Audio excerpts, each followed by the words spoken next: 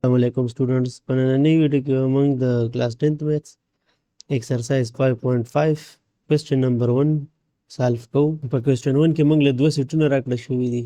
یو سیټ A دی چې هغې کې دننه 1 2 3 4 بل سیټ B دی چې هغې کې دننه دی 6 or 7. بیا ویلي دي چې دا لاندې کوم ریلیشنز given دي وایي دا وګورئ from A to B ریلیشن دي که نه دا وګورئ چې دا فنکشنز دي که نه دي.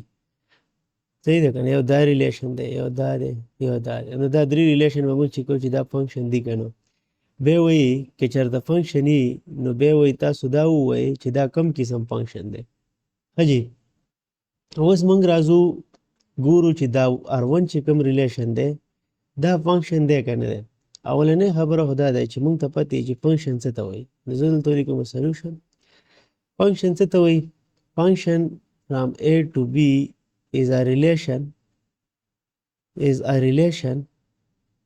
دا مونږه تیر ویډیو کې ډیفاین کړی دی. کله دوه کنډیشن سټیسفای کوي. نمبر 1 چې د ډومین چې کوم دی د اف ډومین دا مونږ سره ایکولی د څه د سیټ A یعنی د دې سیټ ایکولی ټیک ده. اور چې کوم دې کې دا فرست الیمنٹ دی په هر آرډر پیر کې ګوره دا آرډر پیر دی که نه فرست الیمنٹ دی کی ریپیټیشن نه صحیح ده که نو ریپیټیشن in first element of all order pairs. دی کې چې څومره order pairs دي د هغې په فرست الیمنٹ به ریپیټ شوی نه وي. نو دا دوه پراپرټۍ چې په کوم دی ریلیشنز کې نو هغه به دې ته به موږ فنکشن وایو. راځئ چې چیک یې کړو. R1 به راواخلو. ګورئ R1 تاسو ډومین چیک کوئ. ډومین څه ته وایي؟ ډومین یې دی فرست الیمنٹ چې ټول راواخلئ او یو سیټ کې ولیکئ لکه 1 2 او 3 ټیک ده که نه. نو R1 زه دلته ګوره ډسکس کوم تاسو سره. نو زه دلته کې R1 راخلم.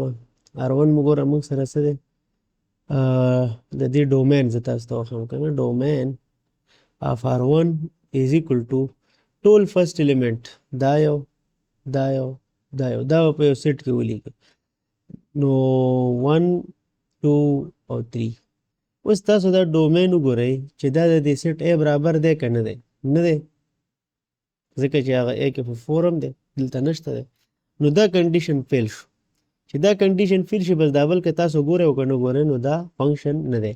نو موږ به ولیکو چې R1 is not a function. ولی ځکه چې ډومین of R1 is not equal to A. ها سیمیلرلی اوس به موږ R2 چیک کړو. R2 ګورئ R2 که زه تاسو ته ډومین وښیم که نه ډومین of R2 is equal to فرست الیمنٹ ټول نو 1 2 3 4 پکې رالو که نه. نو زه دلته کې اوس لیکم 1 2 3 and 4 دا ډومین دی. نو ګورئ دا ډومین د دې سیټ برابر دی A. نو سیټ A شو دا کنډیشن خو دلته کې سیټسفای شو ټیک ده که. اوس دویم په دې پیله ایلیمنٹ کې تاسو ته چېرته ریپیټیشن ښکاري یعنی 1 په بل ځای کې پیله ایلیمنٹ نشته ټیک ده که نه. بیا 2 دی 2 په بل ځای کې پیله ایلیمنٹ نشته. بیا 3 دی 3 په بل یو آرډر پیر کې هم پیله ایلیمنٹ نشته او سیمیلرلی 4 هم نشته. نو دا دویم کنډیشن هم سیټسفای کوي.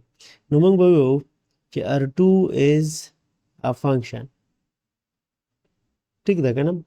اوس دا وایي if these are functions وایي که چېرته functions پکې یو نیم که نه then state which kind of function are these. نو دا وایي کوم kind function دی کوم قسم function دی.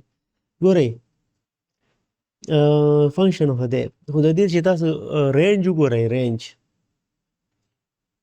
که د دې زه رینج راواخلم رینج of R2 is equal to سیکنډ الیمنٹ چې څومره مي 6 6 7 7 خو سیټ کې خو ریپیټیشن نه نو یو به 6 ولیکم یو به 7 ولیکم صحیح ده که 6 اور 7 او دا رینج د څه برابر دی؟ رینج د B برابر دی. موږ ولیکو چې is equal to B. نو چې کوم فنکشن رینج د دغه سیټ برابري نو هغې ته به موږ ویو انټو فنکشن. څه به ورته ویو؟ انټو فنکشن. او چې نه برابر نو هغې ته به موږ وایو انټو فنکشن ټیک ده که نه.